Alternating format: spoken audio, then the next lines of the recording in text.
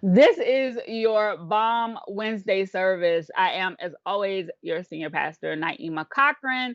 I have with me today, as usual, our director of HEPS, not HELPS, HEPS Ministry, Mr. Carron Phillips. I'm gonna let Carron say hello, and then he's got to go get his food from Uber Eats. Yeah, my Jason Deli What you sandwich is on the way. I got to get that corned beef, order? uh, the New York sandwich. Shit Okay. fire. That shit fire. And then we also have a special guest with us today who both Karin and I know, a mutual friend. I've been looking for a time to bring her on the show, Kia Smith. Kia, I'll let you introduce yourself. I know I told you to send me your bio, but I'm being lazy. So I want you to introduce, because how I'm going to introduce you versus how you might want to be introduced might be two different things. So I'm gonna give you the autonomy to tell the people about yourself. Okay, so I am Kia, known online as Kia Speaks, and I call myself like an agitator. I like to agitate situations, but for the good. So I push boundaries to force people to think about like culture and the types of communities in society we are creating and how well they work for all people, specifically the most marginalized. Right, which is what I appreciate about you. Our relationship started, and this will be relevant later. Our relationship started because I knew that you were in seminary. And even though we were already Twitter friends, I hit you one day and you told me to give you a call because I had questions about what your life in seminary looked like, because you, like, I saw myself in you, like a normal woman out here in these streets. What? Y'all had a Um whole ass Nettie and Sealy moment on the internet? A little bit, because What the the hell? reality is, this is a long conversation than to get on the show. The reality is that I've had a tug to go to seminary for a very long time, and I've just been ignoring it. So I have two. So Kia is the second person I know in real life who I feel like kind of moved like I moved, and engages with the world the way I do, who is in seminary. So I had to have a conversation with her about that. So I asked you here today, if y'all are watching us, Karin just left to go get his food. So I invited you here with us today because one of the things we're going to talk about a little later on, um, one of the ways in which you agitate and force people to think is in adjusting their view about and about Christianity and what Yeah. it looks like and what it means, and what it means in terms of how you engage with the world. And I think this has been a really challenging year for both the agnostic, the faithful, the progressive, the whatever you want to call it, in terms of what we look to, what we hold on to, and Mm. what that means. And I kind of wanted to talk to you about that a little bit, but we'll get there. But while Karin is downstairs, I gotta take care of some housekeeping real quick, a little bit of business. You guys already know the drill. You're here with us today, which we really appreciate. But Count the Dings has a wide array of programming for your viewing pleasure, about just about anything that could fit into your particular wheelhouse. On the bomb side, we have the Crazy Sexy Cool Ladies on Monday, and Karin will be with them in 3 weeks. 3 weeks. 3 weeks. We'll be guessing with them in 3 weeks. We have the OG Bomb Squad on Tuesday. You have us on Wednesday. You have Waz and Nando breaking down the more hard hitting topics with Woke Bros on Thursday, and you have Trey with Growing Up the Same on Friday. And I also want to point out that if you are listening to us, please go to YouTube, find Count the Dings, find us to watch, because we have video of all our shows every week, as well as audio. Like, subscribe, share, all that good stuff. Okay, now, Kia, we're gonna wait. Karin's gonna be back in a minute, but while we're waiting for Karin to come back, did you watch Soul Train Awards? I did. Okay, I didn't get a chance to watch it yet. So can you please give me, what were your thoughts? You know what? It was very well produced. I actually walked away and was like, why don't the BET Awards look like this? People said the same about the BET Awards this year, though, because everything was pre-taped. So Yes. like Yeah. maybe we need to start incorporating more pre-taped elements into their live elements.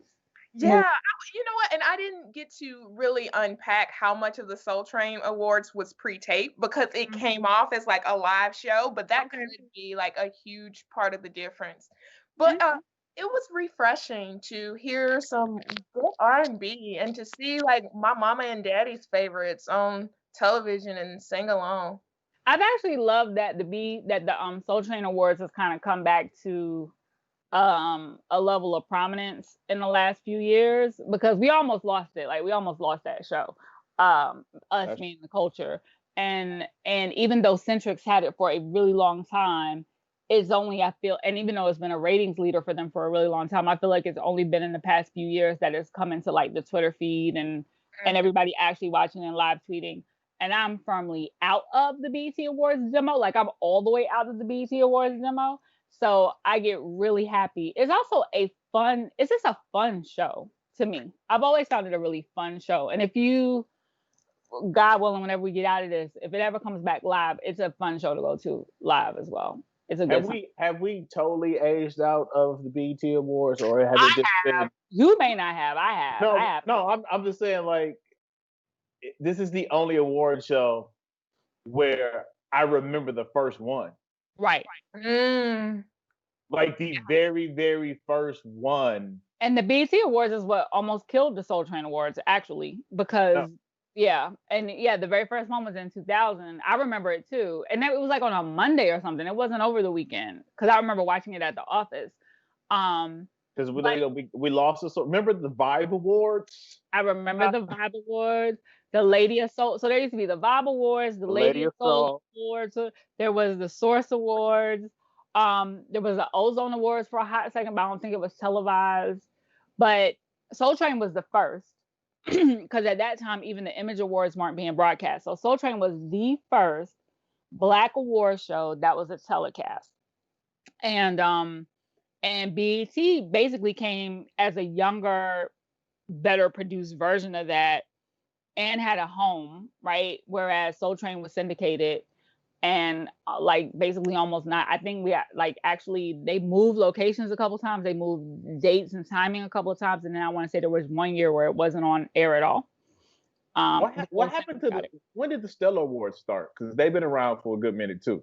They've been around for a long time, but they didn't start broad. You got to be kind of churchy for that though. Like, to be up on the Stellar Awards. Yes. I remember when they started. I was like, when Candy Staten was winning them shits back in the day.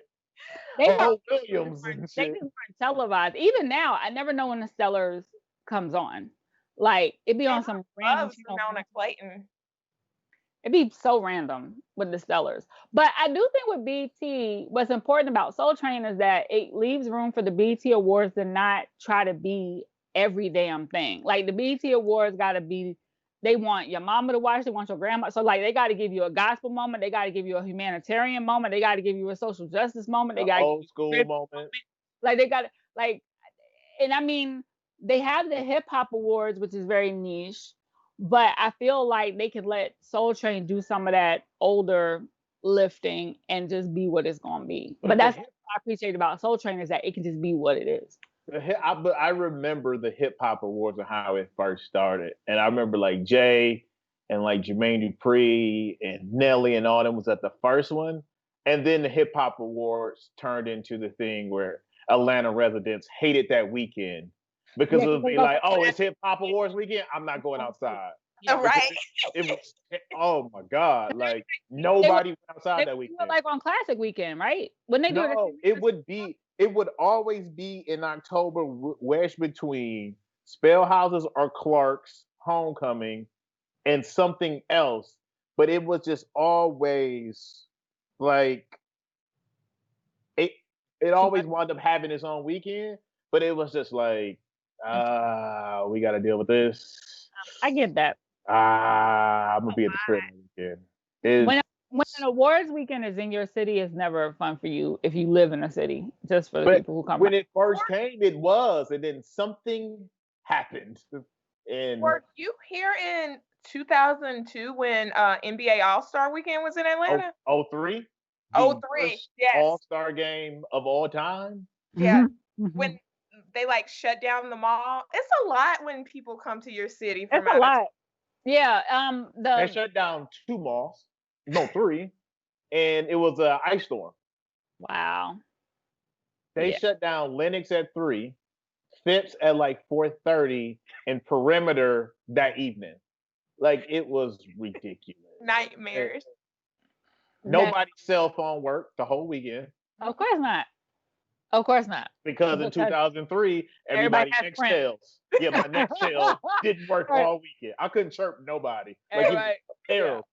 Yeah, everybody had a provider that don't work once more than 20 people in the same place. But okay, so Kia gave us, while you were getting your food, I asked Kia, since I haven't watched the awards yet, to give us her quick review on it. I gotta go back and watch it and watch. All right, I just finished it today. And watch the pre-show that they did, the Soul Coming or whatever that was. I want to watch that as well. But no, I appreciate the Soul Train Awards, and I'm happy that people are giving it love, and that BET networks are giving it like proper love as well. It's time, and we're coming into this nostalgia period. Like it's good for them, and it's good for the culture that we have it. But what I wanted, well, first of all, I want everybody to know who's watching. I have on my pajamas.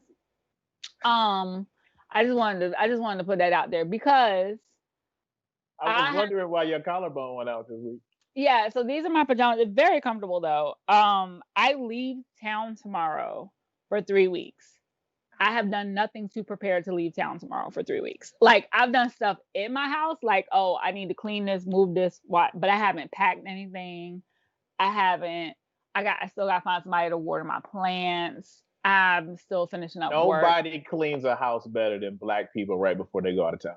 Yo, I hate coming home to a messy house. It is the worst feeling in the world. One of my friends didn't understand it. They were like, "Why you always clean up before you leave?" And they're like, "Somebody gonna stay in the house?" It's cultural, because it's cultural. Coming home to a messy house, I hate it. Like coming home to a clean house, clean sheets. All I gotta do is drop my bags and it's whatever. Yeah. Best feeling. So yeah, I was doing all that. And when you go on for a long time, you really want to come back to your house being like all that. But yeah. Anyway, so yes, I'm in my pajamas. So I just wanted to put that out there. But I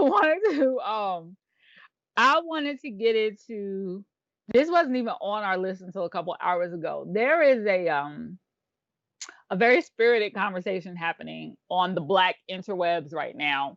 I don't even understand why it's spirited. I feel like you should just be on one side of this conversation. That's how I feel, but apparently, whatever. So there is a restaurant is it in Dallas? Yes. Called True Kitchen. True Kitchen and Cocktails. Cocktails spelled with a K. Which lets you know the demographic right there. That's a mess. Yeah. It's a mess. And it's cocktail spelled with a K, and their logo is like this multicolored cock, like rooster. And like a gamecock? Like a gamecock. Because I thought you was going somewhere different with that. And I was like, I hadn't checked out the logo, but I'm gonna trust you. Like a gamecock. Which, because I'm a gamecock, I always forget the actual. I know, like shout out to your alma mater. Cocks. So, which is like the most. Wait, do it again. Oh, Cox. Which is awful. Which is like an awful. You actually did it. You actually did it. You bit. You actually did it. I know. It's awful. It's ingrained. But anyway, this restaurant has so first of all, the restaurant has a brunch menu that is a 1-page food menu and like 7-page drink menu. Which means tell you this is a turn up spot. It's a turn up spot. They have a live DJ for brunch. This is the Dallas version of BQE. And they sell, this is the part to me. They sell frozen drinks inside Douce bottles. Like that's your drink carafe, a Douce bottle. If you sell me drinks in a Douce bottle, I'm gonna assume you want me to act like a person who just drank Douce. Cause like that to me is your branding right there. Yes. Here's the question I have as someone with prior history in the hospitality and restaurant industry. I would not drink that drink because properly clean a Douce bottle. Yeah, with a small going to use over and over the way the neck is. And I know how the washing machines at restaurants work. All they do is get in there. It's not going to get in there. In COVID, in a pandemic. COVID. It's like as my dear friend Jim Jones said, it's Corona though. Like it's like in the pandemic. So anyway, this is Just I get the want to fish bowl from Papa Do's. Just get the swamp thing and call it a day. That's it. so this restaurant apparently there were a bunch of people there recently, I guess this weekend, and again live DJ. The kitchen is backed up for like 2 hours, right? In a pandemic. Which in and of itself, unfortunately, us people of hue, when we go to our restaurants for brunch, we know this might happen. We know it might happen. So we're prepared. But if you have me drinking for 2 hours and the DJ is playing Throw That Ass in a Circle, you should expect that I'm throwing my drunk ass in a circle. I'm following direction. Also, I'm hungry. What else you want me to do? I'm trying to keep myself entertained. And it actually is to your benefit that I'm throwing that ass in a circle so that I'm not complaining about where my chicken and waffles is at, right? Right. Okay, so the owner apparently said something to a couple of tables of people a couple of times. And then he got fed up and decided that he was going to lecture the whole dining room, all the patrons, right? On twerking on his furniture, about how you don't see people acting like that in white establishments. You absolutely do, but we'll get to that in a minute. Listen, you ain't been to SDK on Peachtree? Shit. Anywhere in New York. I have a picture in my phone right now of me sitting on furniture. Yeah, like any of the boozy brunch spots in New York. Are you kidding me? You absolutely standing on the furniture. And how he don't need their money and blah blah blah. So of course it went. You don't need money in a pandemic. In a pandemic, when all right, Chief, back a house stab to get your kitchen running efficiently, but so it went viral, obviously, and now the conversation is really divided between the people who clearly don't ever go outside and have a good time, who are like, how you gonna go to a restaurant and stand on somebody's furniture, to the other people who are sensible and are like, if you create a day party environment, my nigga, we gon' day party. Like that's what we gonna do. Now you can tell me to get off your furniture. That's fine. But you can have your staff tell me to get off your furniture. Or you can actually even tell my table to leave. You do not lecture the entire dining room of patrons.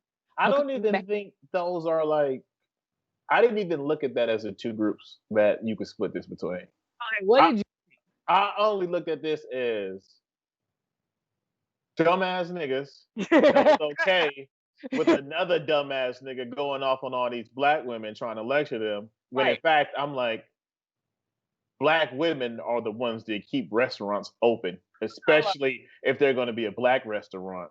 Because like, if you want men to show up, then you need black women to be there. Yes. And the other category was, this sounds like dumbass people trying to sound smart. That too. Or sound polished, right? Because there's been a lot of Which is what dumbass people love to do. Make themselves seem like they nothing because they know they really dumbass niggas until they actually run up on actual smart ass people. And we'd be like, no. You just ain't never been somewhere fun where the smart people actually are. Yeah, the implication that this is ghetto behavior, right? Because I said that. I was like, it's 100% a lie that people don't do this at white establishments. Because my ass has done it at white establishments for years. I stand on tables habitually, is what I do. It's a thing. People know it about me. I enjoy it. It's fun. So it's like, but somebody tried to quote retweet me and be like, you a grown ass woman. Where you going? Where you standing on front? Or why you standing on people's furniture? Like trying to sum me. It's like, because I'm drinking more and I'm eating and there's a DJ. The fuck am I going there for? Like, you think I'm going there to eat? I do that shit sober. Like, the first thing I look for when I walk in, what the fuck can I stand on? I stood on my couch in my house when Snoop did Ain't No Fun on Versus. Like, this is just what the fuck I do. It's what I do. And this is how I know, like, y'all motherfuckers think y'all are so bougie and this and that you gotta like stay in this little lane. That tells me that you are zero fun to be outside with. Zero. They also don't understand that like tall people like to stand on things to be even taller than you. Like, not only do I stand on the couch, But you know how like there's the banquette and then there's like if there's like a little ledge area above the banquette, if there's room on that bitch, I'm gonna stand like you're standing here, I'm gonna stand up here. Like that's what I do because I want to be able to see everything. And I want room. I want room to be able to move and do whatever I'm doing. But yeah, so Look, in 2011, I stood on the table with a microphone at tailgate for 8 hours straight, talking shit for 8 hours straight. There are photos to prove it. 8 hours straight. I stood on the table in front of the tent and just talked shit for 8 hours straight, like just to be even taller. So I was like 7'6" that day. That must have been a sturdy table, right? It was a picnic table. Mm-hmm. It was a picnic. I had a whole picnic table to myself. Yeah, that people up there. It was a good time. But that's my thing. If there's something for me to stand on, I'm standing on it. It's more fun that way. I mean, so we are all veteran standers on of furniture. So what was your take on all of this, Kia? Wait, before you get that, we are a veteran group of people, and one of us drinks Hennessy and tequila shots mixed together. That's Kia. Yeah, it ain't us. It ain't. Look, it ain't me. Have ever died? Okay, we have all come out on the other side of through. Mm. Nobody has ever died is a hell of a standard. Yeah, that is. That's a hell of a standard. So, Kia, what was your take? We know Carron's take. What was your take on this? It was bullshit. It's respectability politics, which is always connected to our desire to be in proximity to whiteness. And I'm sorry, but if you have a restaurant called True Kitchen and Cocktails with a K, and you have a DJ playing Back That Ass Up, your proximity to white respectability has already been shot to It's already gone. So and it left when you brought them Douce bottles in. Right. Like, and we should be okay with that. We can have, if we're going to embrace our culture, we have to embrace our culture. Like, we should be fine with creating things that we enjoy. Now, if you don't want people to stand on your table, get them food so they can sit down and eat. If you don't want people to stand on your table, like, have a conversation with those people. But to lecture the entire dining room, it actually reminded me of what happened at my alma mater one time, Spelman College Convocation. We're freshman, sophomore sitting in there, and the dean tells us, wonderful woman, real prim and proper, she tells us not to eat chicken out of a box. Now, I'm just confused at this point because I'm like, what kind of box? I'm not even thinking Popeye's box. Right. She wanted us to, if we are sitting in our dorm or in a public area of campus, to have a plate to put our chicken in. And we are like, mass confusion. Wait, BDT said this? No, not her. I was about to say. We don't have to call. You don't want to call out names. I understand. I called out initials. Right. And she's not on payroll anymore. It was before her.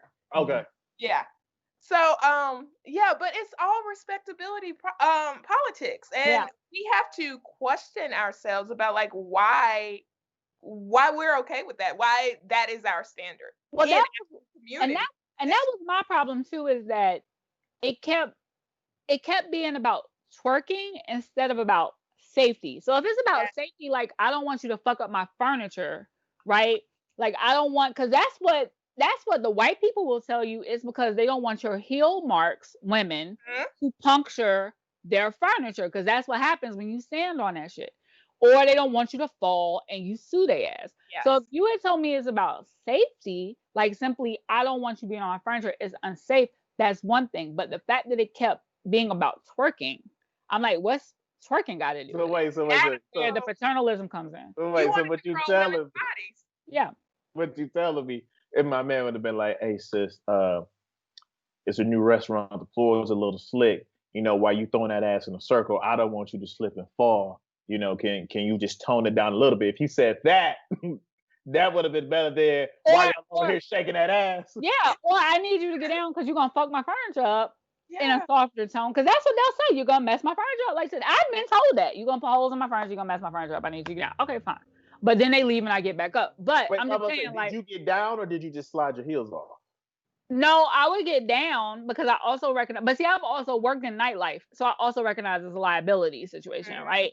So if they tell me to get down, I'll get down until they're not looking, and then I get back up, and then I'll get back down, and then I'll get back up. So we play that game all night because I'm hard-headed. But I'm just saying, in a restaurant, you can't necessarily do that. But if you tell me in a restaurant, like Carn and I were talking before we started taping about our friend Lauren's have plenty brunch at a restaurant here in New York called the Cecil. The Cecil will try to tell us to sit down, and then after a certain point, they give up. Yeah. They just give up because it's a lost cause. You just wasted energy at that point. No, like it's not gonna happen. Like it would literally be like playing whack-a-mole. Like you tell one sit down, somebody else gonna be up. You tell one sit down, somebody else go. So it's like at a certain point they just give up. But they know like that's the energy of the space in the room, and they trust her to kind of keep it contained. So I get it. And that was the other thing. People like, y'all acting like she has a right to be on the furniture. I'm not saying that as a patron she had a right to be on the furniture. What I am saying is that it is not so unusual or so outrageous in a brunch setting like this that he had a right to talk to them that way.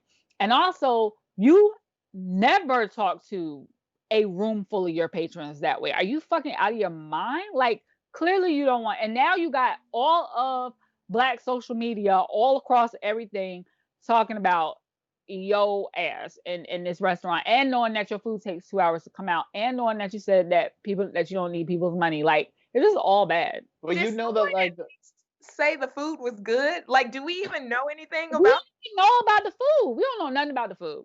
Was the Douce drink good? Like, no one. We don't know about that either. We just know that people were clearly drunk. But the funniest thing I have seen missing from this conversation, besides all the shit we just added that I hadn't seen, is that whoever my man is, I forgot his name. I think somewhere I saw his name.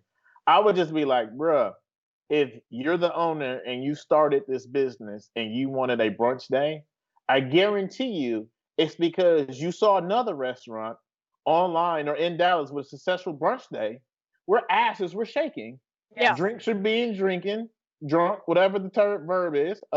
They drunk them, got drunk. Cheese eggs were eating, and like hollering was also going down. So you based your business model on this. When this happens, you don't want this anymore. Right. You want, and that was my thing. You created this environment. You could have told the DJ to turn on some goddamn whinings. You could have saved money and had a Spotify playlist for free. You could have put on Pandora. You could have put on Spotify. You could have hit that aux cord. You could have told the DJ when you kept, after the second time you had to tell somebody to get down, you could have told the DJ bring that down. Or you could have asked the DJ to make an announcement. Like, there's so many other, or you could have had your staff handle it. Like, why are you the owner telling people to get down? Where's your front of house manager? Like, I just have so many questions about the way this whole thing went down. It was all just handled really poorly. That makes me wonder if like the manager knew what was going on and was okay with it, and the owner like pulled up and was like, "Oh no, hell no!" Stop, y'all. This place, it's called Cocktails with a K. It ain't no front of the house manager. It ain't no back of the house manager if you got to wait 2 hours. It's that one nigga trying to do everything because he don't know how restaurants work. He ain't got a GM. He ain't got a sous chef. He ain't got an expo. He ain't got none of the stuff you need to make a proper restaurant work correctly. It's just him and a black shirt and some black slacks and some non-slip shoes he got from Walmart. That's the way it is. That's possible. That's very possible. Yeah. It's a shame though. So like, Black business owners, stop treating your customers like you're doing them a favor, please. Oh, yes. Please. I don't know when that got sexy. Like, that's not okay. That's not okay. That's not okay. Ever. Well, God bless True Kitchen and Cocktail. Is it true or is it true? Like, how was he promoting it? That's what I want to know. How many U's are in true? Is it like a 2 Chainz true? Or like true or false true? Which one is it? Not to throw my ass in a circle. I'm going to assume it's true, false, true. Okay. But like you said, easily, he could have easily told DJ to go to the like Anita Baker mix and it would totally change the vibe. But when you play throw that ass in a circle around Black women, certain songs evoke emotion out of Black women. Yeah. Throw that ass in a circle, it's top 3. It's tribal. It's tribal. It is. Mm-hmm. And the DJ knew it. That's the other thing. You should have gone to the DJ first. Yeah. Because the DJ knows what they're doing. They know what And they're playing. They know what the reaction is going to be. And it's not even like a full circle y'all do when that song come on. It's a complete circumference. Like y'all literally follow the directions of the song. Like it's like You're very familiar. yeah, it's like an orbit. You know, we talked about this in the earlier episodes when I was talking about how I miss brunch. These are the things I was talking about. Fair enough. Fair enough. Okay. Moving on. So one of the highlights for me as a Gen Xer of 2020 is the fact that on this weekend past, I got to see Mike Tyson and Roy Jones in the ring together in real time. It was, the fight we never thought we'd ever see. I never thought I would see Tyson in the ring again, period. Like, it just, my heart, it was just, oh my God. I can't even really explain what it meant. I wish, I don't know if it would have happened under normal circumstances because it was a charity exhibition or whatever, but that would have been a fight weekend. I would have flown to wherever the fuck for. Vegas would have been stupid. My God. Yeah. Vegas would have been like Essence Fest. It would have, yes. Yes, it would have. I would have found me an MCM suit. I would have had my hair done. Child, listen, I would have been outside the whole, y'all would not have been able to. Have you seen Naima? She was over somewhere. Listen. Ooh, that would have been a great weekend. Wow. Anyway, I'm offended because I'm seeing people say that the fight was boring. Oh, shit was amazing. Expected more, and I'm like, these niggas are 51 and 54. Mike Tyson hasn't been in the ring in 15 years, and he is still at his fighting weight. Like that, and it was an exhibition, so it didn't go to full rounds. And Tyson was pulling punches. Like Roy was locking him up, but he wasn't trying to hurt Roy for real. Oh, he could have went 8 more rounds. Like he was not tired. He was not tired at all. And it's like Roy was, but he wasn't. Roy, them body shots caught up to Roy. That nigga winded. But like I thought it was incredible, and I see all these other people like, oh, that wasn't no fight. And I'm like, y'all can't even do what y'all could do 5 years ago. The fuck you think this is? But like, Carron, you know, as our resident man here, I'm just happy to be here. And our resident sports person, what were your thoughts on this? Because I was excited. Look, I love me was like this the night as a whole was amazing. And when I wrote about it, I was like, this was a top 5 Twitter moment. Mm-hmm. But this was less about Tyson and Roy to me, just because the Nate Robinson jokes. Mm-hmm. I hadn't laughed that hard in years because they just kept coming in the replays, and Snoop commentating us through Nate Robinson getting the fuck knocked out of him 3 times. Like, rewatch it. I went back and rewatched the whole fight again. It's on YouTube yesterday. That man, that last knockout slid across the ring on his nose. I have never seen anything like that. Like, that was the greatest ass whooping. That's a top 5 ass whooping. I want to know why Nate did it. Because Nate's stupid. And Nate doesn't have friends. And all these rappers. How did that even come to be? What would it have benefited him? Nate called him out. Like, the backstory is that the white dude, this was only the white dude's second fight. He's like this YouTube guy. Nate called him out because Nate wanted to fight. As you can see, it was Nate's first fight. But all these rappers and entertainers or ball players, they're bagging up Nate, like, no, why people laughing at him? You fell down, get back up. I'm like, this isn't support. Support is telling this man not to get his black ass in the ring from the beginning, so he don't look stupid. Right. Support ain't showing up after he looks stupid. Where was the no man in his camp instead of everybody being a yes man? Because from here on out, I don't care how strong you are, how much you lift, Nate Robinson. You got your ass whooped by this white man in one of the most racial years in American history. You can't go out like that. No, he set us all back. Like, he got to figure that out because we can't. Like, that hurt all of us.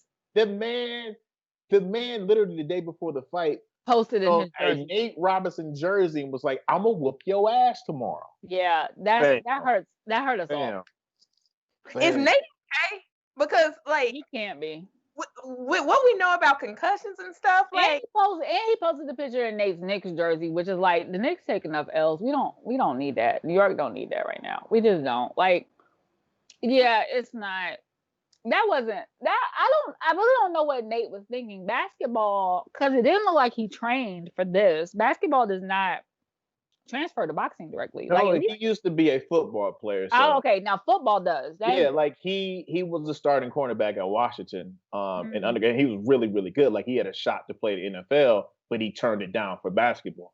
So like he's always been a great athlete and stocky. He's strong. He got speed, as you can see. It was just like, fam, in the words of Snoop, there's two things in life you can't play with: boxing and this pimping.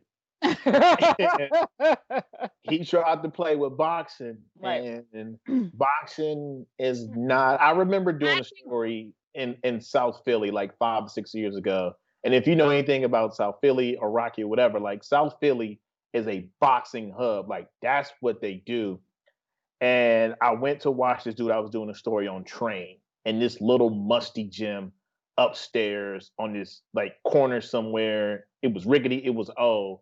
But just 45 minutes into seeing a real professional boxer train, you would just be like, nah, like this ain't no shit to fuck around. I mean, like they will hurt you.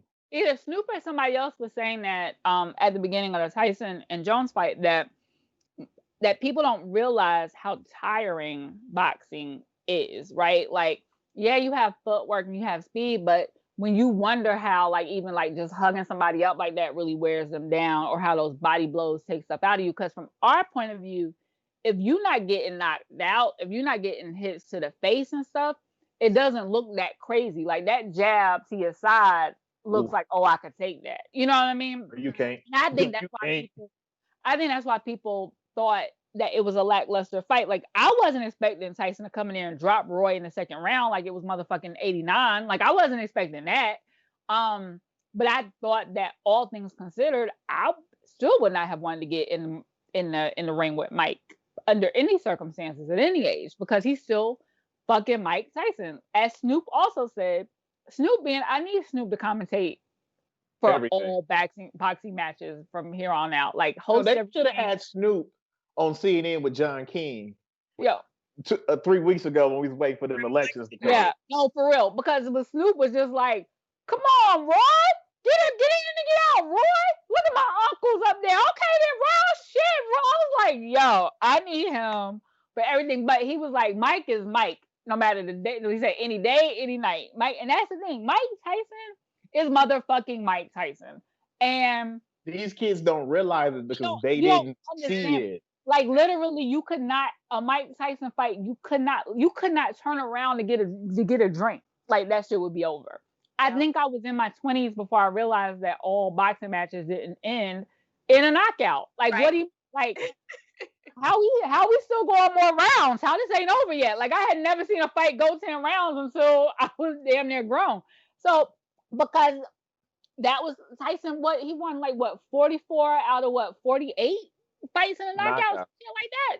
That's insane. The man's a fucking animal. So he's in now. You know, he's been in therapy. He smokes a lot of weed. He's done some introspection. He's done some work on himself. He lost 100 pounds. He lost 100 pounds. And you could really see that Mike was on his elder statesman shit at the end when, you know, the announcer was like, do you think you won? And he was like, yeah, but I'm okay with the draw. And I was like, yeah. What? Mike would never say that. Mike would never say that. Like, I was like, and he was like, he met, and then with Roy, he was like, no, but you did your thing. Like, he reached across it. I was like, sportsmanship? But no. Roy gave us one of the greatest quotes of all time. I wear draws. I don't do draws. Right. Right. I wear draws. I don't do draws. This is crazy. But yo, and one of the greatest things a human being has ever said. Mike was even like, it's bigger than a championship. It's about, we're He said humanitarian. That's what I'm on now. humanitarian. Wow. That's what I'm on now. I was like, yo, wow. Like, These kids wow. don't realize this is the man who There's beat somebody somebody in the ring. No, who beat somebody in the ring, and they interviewed him, and he said, "I want to eat his children. All praise to Allah," and walked out But also, who bit a man's actual ear off? twice. He bit it twice. Like, he did that. That was not a movie. That's something he actually did.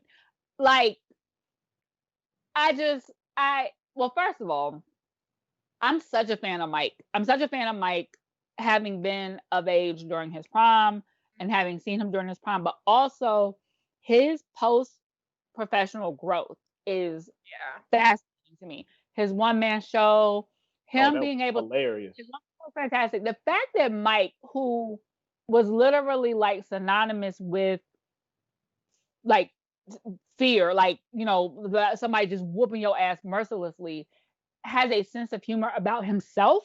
He is probably the person I would have thought, like, he's a kid from Brooklyn. Mm-hmm.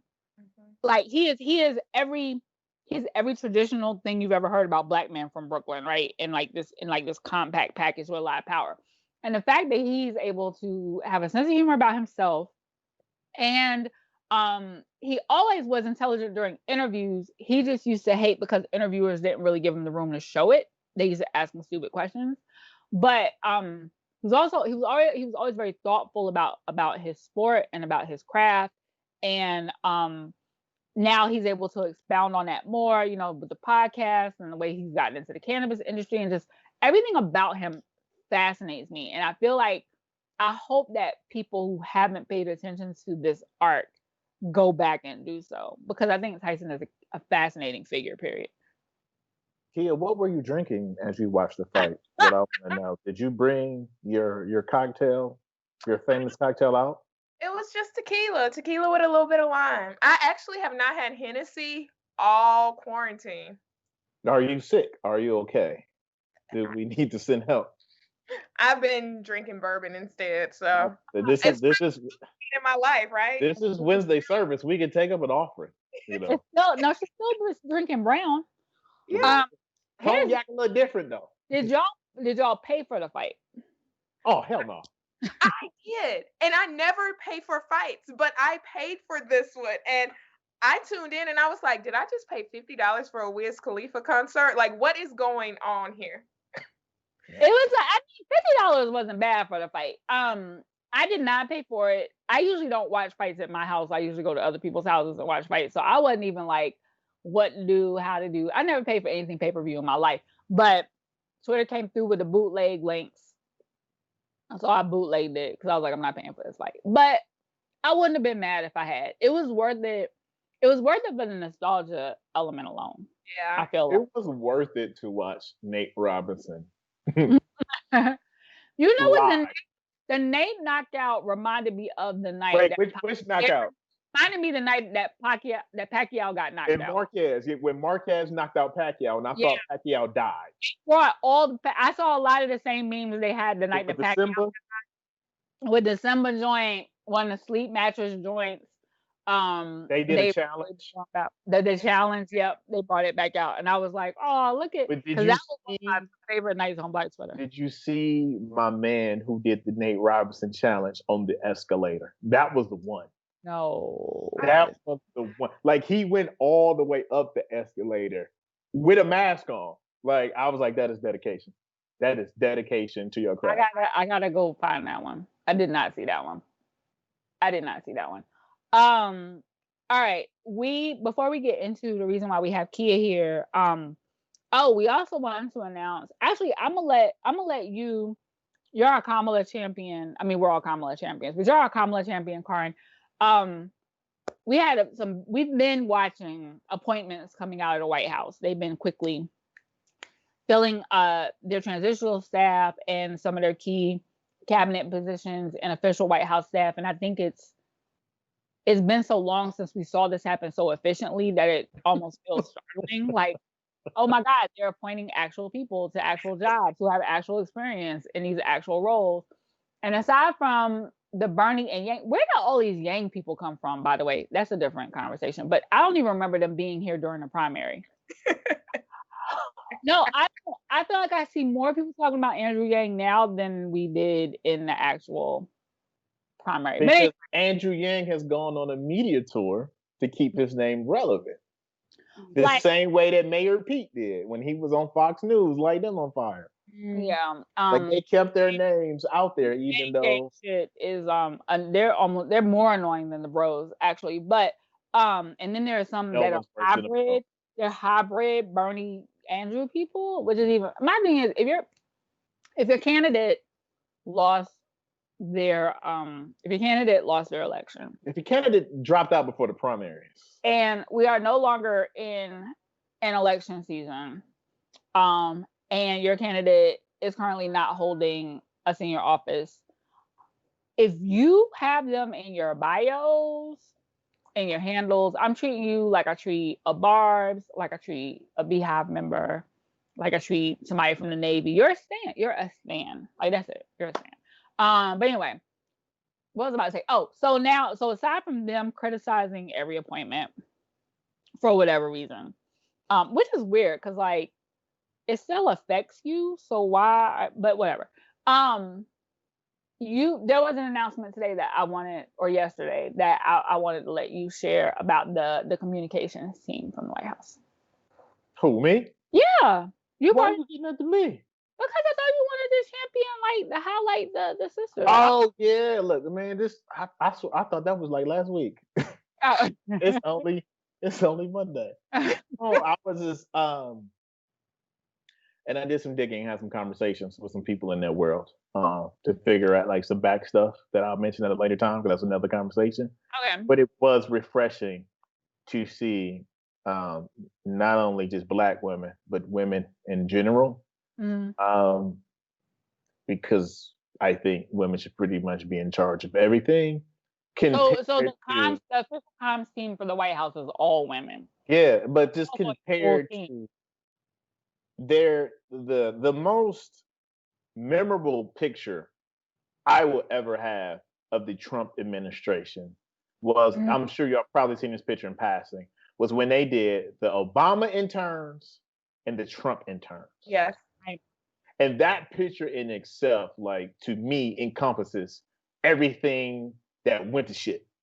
So, and that was the first thing I thought about when they had made the announcement. And I was like, this shit is going to look like the Obama White House did. Yep. Where it was just actually people that all wasn't white and privileged. Yeah. And male. Underqualified and mediocre. Yeah. Yeah. I was like, oh, now like actual shit can get done, like filling a cabinet. Right. Or like when the president is giving his in a press briefing and he makes an announcement that yes, he's accepted an offer from the New York Yankees throughout the first pitch. And the staff is like, that ain't on his schedule. He just made that up. And right. We don't even know anybody from the Yankees. What is like this actually happened. Right. So we don't have to live in that type of world. You know, somebody might we have like a whole, there's a director of comms, there's a director for the first lady, for the vice president, there's a not a junior director, but you know, like there's levels. Like it's a whole complete, like we're gonna have press briefings again, like real ones. Like we had briefings forever before 2016. Yeah, that we have not had since Sean Spicer, like for real. And even though Sean Spicer was a piece of shit. Yes, correct. Yes. But my God, compared to Kayla, whatever she is. I really thought he was the worst at the time. We thought it couldn't get any worse than Sean Spicer. This woman, they asked her a question and she said, that's a question for the White House to answer. You are the White House. You are the mouthpiece of the White House. It's craziness. Or your job is the White House gives you all the answers and then you tell the world. And if somebody asks you a question, you speak for the White House. That is your job. Somebody asked her about a discrepancy in COVID numbers, And she said the president's working with different numbers. What the fuck what does that mean? Like, I'm so excited about not getting those answers anymore. Which also, by the way, Joe Biden got his first presidential briefing today. Hallelujah. Amen. And we know he'll read it. Hallelujah. I'm just might even ask questions during the thing, like. No, here's the thing y'all missing. If y'all have been, y'all stay engaged. Y'all watch CNN and MSNBC. Have y'all seen Christopher Coons from the state of Delaware? We used to have meetings with him when I was on the editorial board in Delaware, and I'll never forget we had a meeting that ran 15 minutes late because he was coming straight from the train because he was coming straight from DC. And Coons walked in with the most disheveled look on his face, and the first thing he said was, "Carron, I already know what you're going to say." He had just left a meeting, and he told us just straight up, he was like, his press briefings have to be on one sheet of paper, only on one side, because anything more than that, he won't pay attention. Read it. And he won't even read that. Like, this just had to be like an 8 and like 20-point font. Yes. The man won't, like, oh my God. And this was like, I can't believe this was like beginning of 2017. Yeah. And we were like, wait, what? Didn't he abandon his daily briefings by like spring? Probably. Yeah. It all runs together. Oh my God. Competence. But the reason we're here. Yes. So we have Kia with us because, last week was Thanksgiving. And we were all encouraged to do Thanksgiving differently. Not spend, not get the whole family together because our numbers are on a rapid and scary rise. And I'm actually scared to see the numbers that start coming out this week towards the end of the week that are from last week because niggas don't listen. And white people either. White people. I mean, and when I say niggas, I mean niggas. We mean everybody. I mean everybody. Like niggas can be a transracial word for those listening, wondering what do we mean. When I say niggas, I could be talking about eating on people. I could be talking about places, things, objects. It's a noun. Niggas is a noun. Noun.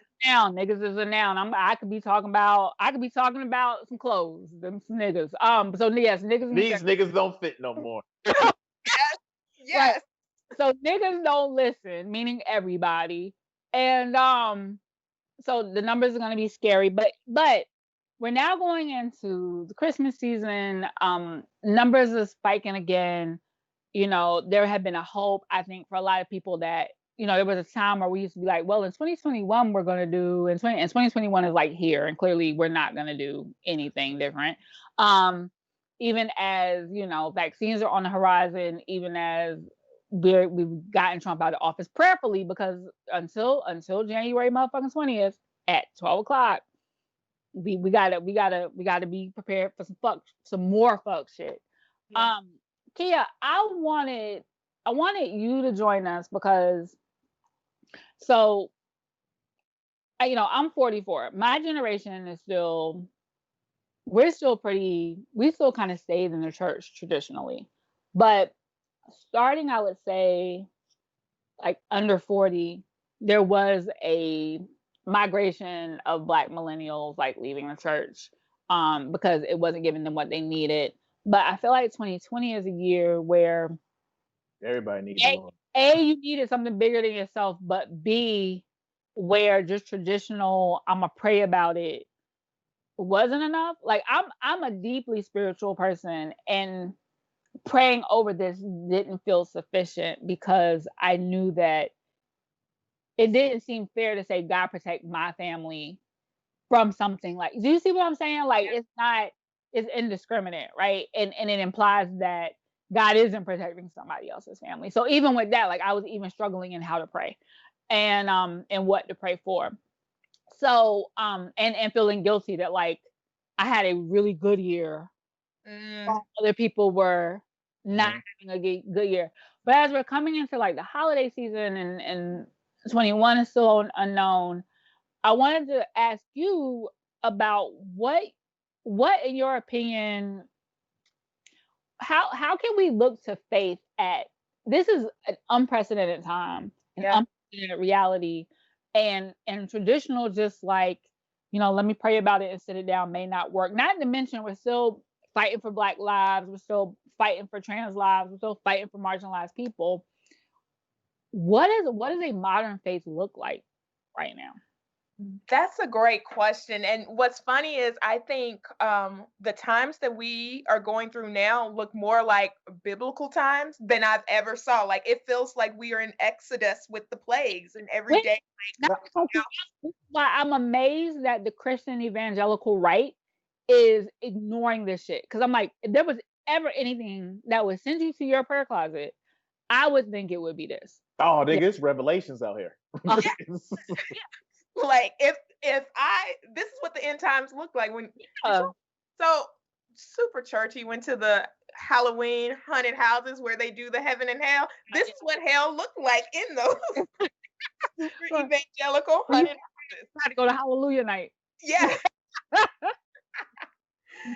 So I think what has worked for me is to look back on those stories and to see how they navigated. So they prayed during those stories, but they didn't pray just for deliverance. There was action that came through that prayer. Right. So what has helped me navigate these times is not like just praying, protect my family. I'm not going to lie, that has been part of it. But as someone who has had a good year, how can I be a part of the solution? Like, what can I do to make this easier on my neighbor, on as a whole, as society? Like, I think if we move small, it's easier because it can become overwhelming when you look at like the shit show that we're in. But what do you have the power to do like right now in your little circle? Because at the end of the day, the Bible, Old and New Testament, is about one thing, and that's about community. So it's about finding your people and taking care of those people in a way that reflects God's love and liberation. So, and it's different because we can't go to church and we can't hug. One of the hardest things I think about losing people this year has been we can't gather. Like funerals are healing, repasts are healing. Like that's going, we get our hugs. And we have to reimagine that looks differently. And worship as fellowship is very fulfilling. Like I miss my church family. I miss being able to just like go. Like I was thinking about New Year's Eve and I was like, I don't want to do watch night online. What's that? That's no fun. You know what I mean? It's different. Yeah. So, but what we also know is that we built digital communities. Like we connected digitally. Yes. And for my birthday, when I was watching the fight, drinking my tequila, Jennifer, who she's in Chicago, like we met on Twitter, picked her up from the airport. She stayed at my house, one of my closest friends. So like she sent me a gift for my birthday. And I think it's those little things. I think we have to reimagine what our community looks like now and really lean in. And I'm not talking about like broad Twitter communities, but who are your people and how can you connect with them in a way that is safe? And that may be like Zoom has been my church for a long time. It's where I can go, I can feel love, I feel liberated, I'm affirmed, like, and that is all what the presence of God is to me. Like, it's all of those things. And that happens at my brunch table. So if I can't get with my people, how can I recreate that in a space that works for all of us, that keeps us safe and still gives us a piece of what we need in the meantime? I love that. And what would you say? Well, before I ask the next question, Carron, do you have any response to that? No, like, it was. She said something, and what I thought about is and you mentioned this too before about like I too have had a good year and a bad time, right? And I think like for those of us who have, it's some type of guilt or remorse with that, and then like I had to check myself to keep everything in balance, and I was like, well, I've known some people who had some really shitty 2020. Thank God I am not one of those people, but I'm like 2007, 2011, 2013 were almost took me out of here. You had some down years. People I knew were having outstanding years. And it's Yeah, like right. you never know when yours is going to come. That's So true. celebrate the wins, but don't get too high when things are high. And then when stuff is bad, don't let it get too low. Just roll with the flow. Yeah. But also, like, to take it scripturally, like, this reminds me of Exodus, where a Hmm. whole bunch of people was walking around in the wilderness and they couldn't Yeah. get to where they was going because they wouldn't do what was necessary at the moment. We Hmm. ain't been able to get out this motherfucking pandemic because Yeah. motherfuckers don't want to listen. They want to go to true and they don't want to wear their mask. So we're in something longer than we should be. Right. Like a religion that so many of us believe in, when we're always just like, how the hell did they walk around for 40 years and was complaining? It's like we are doing the exact thing right Right. now. Or if you want to bring it even more modern, which I remember with Bird Box, when people were like, all of us was watching Netflix, like, why y'all stupid asses going outside and we doing the same shit? Yeah, yeah, literally. So Kia, my other question, but you're right, Carron, about us having had down years when other people were having up years or expansion years, or what have you, and I guess that could also speak to there being a calling for you, a way that you can be used in this Yeah. time. So Kia, what would you say to people who are kind of losing faith? Like, and this is usually a time of year where people can kind of find touchstones with their faith again because they're around family, or they go to like that one of two services they go to per year, like, or You they're talking about around the big. CME Christians, the Christmas, Mother Day, and Easter? Yep, them Christians.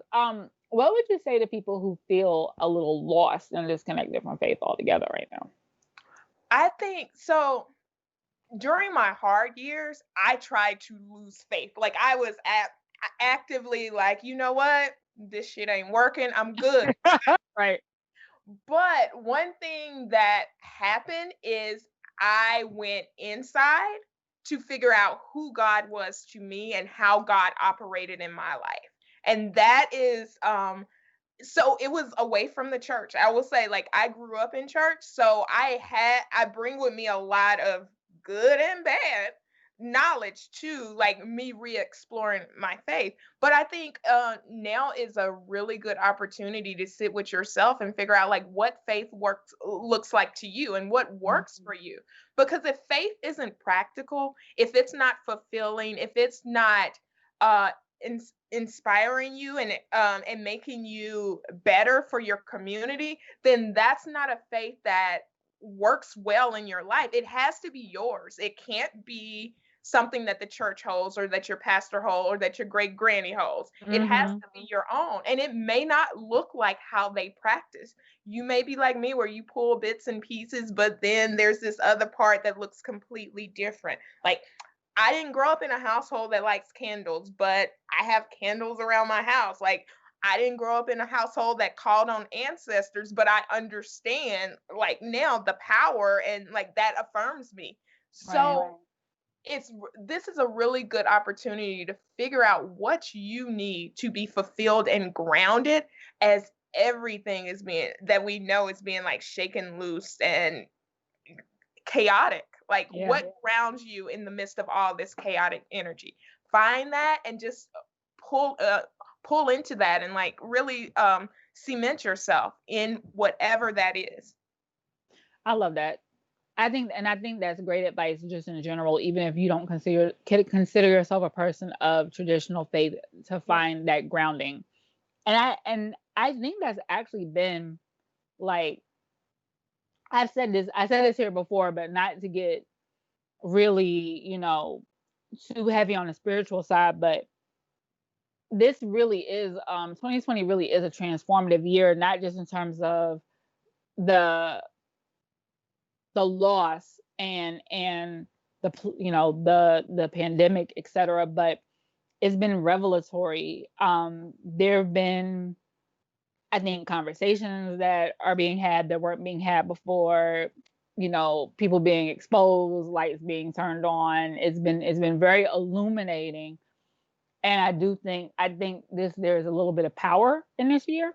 Mhm. So I do think that's a great bit of insight is that as we go in towards the end of the year, like some kind of eclipse started today that my astrologer told me about, and I don't remember what he told me it's supposed to mean, but I know that we're still in a period through the end of year where there's some things that can happen.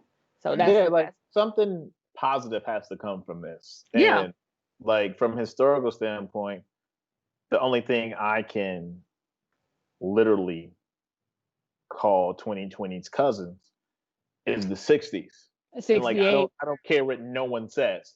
The Mhm. 60s This is our are 68. the most historical decade in American history. Like there's never been a decade where more shit popped Right. off. Like we Right. had multiple presidents die. Like it was shot at multiple assassinations of different people. It it's just not limited to the civil rights movement, right? Mhm. And now, if you think about everything that's happened in 2020, like we were talking a couple episodes ago, like we forgot about Kobe was this year. Like Right. I write about race and social issues in sports for a living. I forgot Ahmaud Arbery happened this year. And that was like the first one that lit everything on fire. And it's just been so much since then. And then you add a global pandemic Mhm. and rioting in the streets. And like here in Chicago, I was riding down the street a couple of weeks ago and I passed a Verizon store. And I literally was like, oh shit, I forgot what this strip of stores looks like not boarded up because they had been boarded up Oh, so wow. long. I was like, oh shit, that is. I Right. forgot it looked like that Right. Right. because they had been putting the boards up and taking them down and putting them back up from the middle of summer Right. all the way to 2 weeks after the election. Mhm. And Yeah. now everything's safe and like all the boards are down. And it was just like, I remember in the summer going to Walgreens when Trump sent the damn military here, and it was a dude sitting in a tank in the CVS parking lot just because they wanted to have military people Presence. at the corner of Canal and Roosevelt in Chicago in the South Loop. And I Amazing. was just like, for what, dog? I just came to get some Q-tips. Like, why? One thing I've wrestled with this year is like, when does God intervene? Like everything has been stripped open. We see all of the problems and how tragic like our society is, from healthcare to racism and everything in between. So like, why doesn't God step out the sky and fix this? Like, Right. and one thing that history has taught me is like, that's just not going to happen. It didn't happen with the Holocaust. It didn't happen with slavery. It didn't happen in the 60s. But you know what? People saw the problems and they stepped up and they did the work in the name of God. And Right. that's what it falls on us, particularly those who are having good years and who have the capacity to step up and to start taking the steps to fix these problems long term. Because if we don't do that work, it doesn't get done. So like, prayer is, give me the strength to make this happen, to make my little Right. part of this happen so that it gets better. Prayer is wisdom to make the right decision, so that you're building a better community for others, and just being in the right place at the right time and knowing that you are the hands and feet of God. So if you don't do it, it won't get done. And I think that is something that we still struggle with is like somebody should do something. But like We are the somebodies. Yeah. exactly. We'd be like, somebody should do something. And it's like, no, at some point somebody has to raise their hand and be that somebody to do something. But You know what I want to bring up because what I'm do you sure want we're to getting close to the end. If someone's We thinking are. about this for the people of our generation who also grew up in the church, like a trivia question that is comical. Is America in 2020? Have we reached Sodom and Gomorrah levels of disgust No. and tragicness yet? Oh, I love that you asked that question. Do Because you like really? I feel like some bitches might turn into pillars of Lowry's anytime. Because in Jewish tradition, Sodom and Gomorrah is not even, we try to make it about homosexuality. It's not. It's about rape. About that. It is about not being hospitable. Jewish tradition is about not being hospitable, but even the Sodom part, it's about rape more than it's about homosexuality. Yeah. Yep. But you're right. It's about not being hospitable. It's also about being a terrible father, because if you read the text, my man threw his daughter out. Was like, he was like, "Yo, I gotta make sure these angels is good." But he was like, "Y'all don't want to run a train on my daughter," and it was like, "Nah, we good." And I was like, "Fam, did you just set your daughter out like that?" I mean, but women were property, so like he would sacrifice his property over the life of a man. Yeah, and I think, Kia, you were actually, I think, the person who tweeted about this a few years ago about the fact that Sodom and Gomorrah was actually about hospitality, and you couldn't wait to see like the look on some people's faces when they get to heaven, and Jesus is like, so actually, this scripture right here.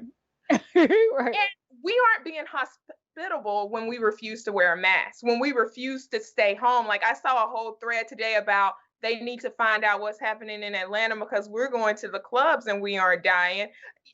Yeah, your dumb 20-year-old ass may not be dying, but you're going home to your grandmama. Right. You're going home to someone who has a compromised immune system. Right. So like, all of that is inhospitable. That word that I was trying to say. And failed miserably. Right. I'm not. Listen, I had a lung infection a couple of years ago. I'm out here. I still got my inhaler. I ain't playing with y'all. I'm in the house. Yeah. Like a refrigerator. Yeah, people don't really understand when I say that. Because I'm going to South Carolina tomorrow, and I was gonna try to get up with a friend of mine, and we were talking on Thanksgiving night, late Thanksgiving night, and they said they had been out to the club, and I was like, I guess I'm gonna see you towards the end of my trip when you have a chance to take a test after you've had a chance for that to incubate. And they were really kind of shocked, and they were like, "No, but I mean, I don't even really go out like that. It's not like I was up in nobody's face." I was like, "Nah, fam, I can't, because it's not even just about you. It's like the people you were around. Who have they been around, and who have those people been around, and who have you know what I mean? It's like it's a whole."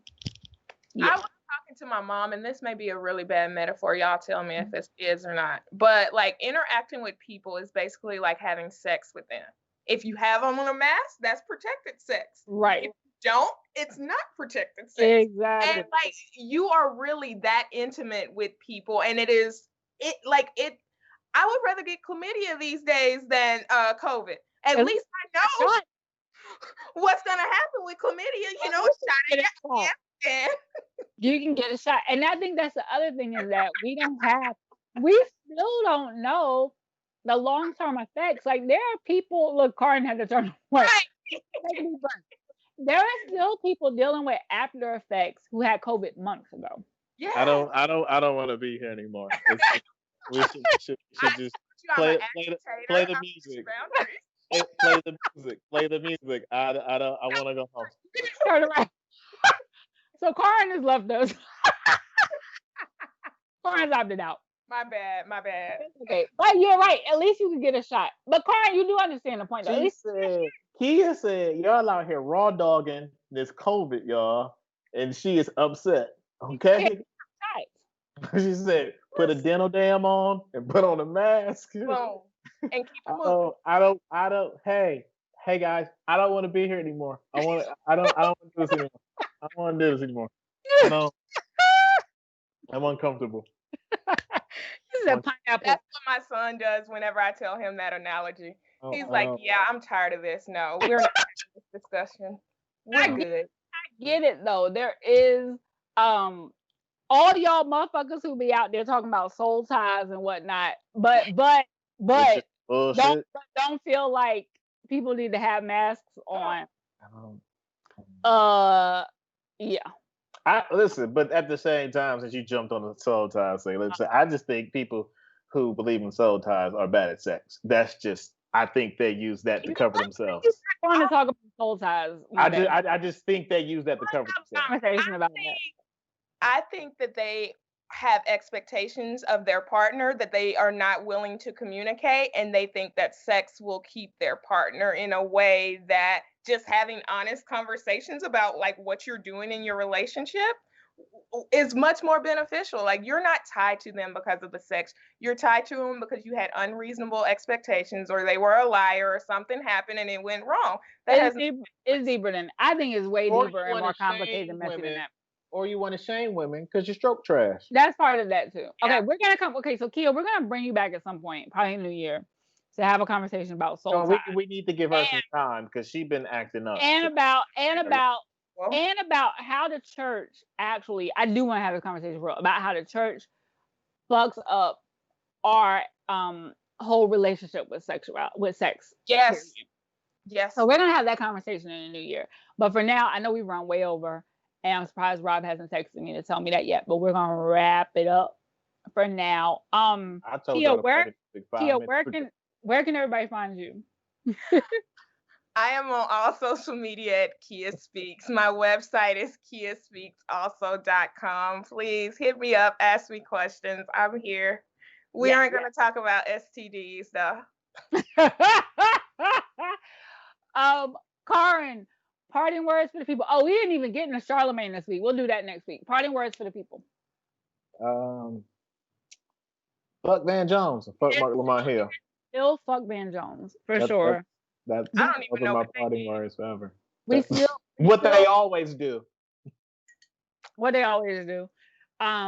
We still also want to encourage you to not give Sean King your money or attention. Don't give your man. Don't give that white man your money. Don't do it. Do want to encourage you to still give your money to Asif and Warnock in Georgia. All right, y'all. That's it. We will see. Kia, thank you so much. Thank you for having me. You are so welcome. We will have you back, and we will see y'all next week.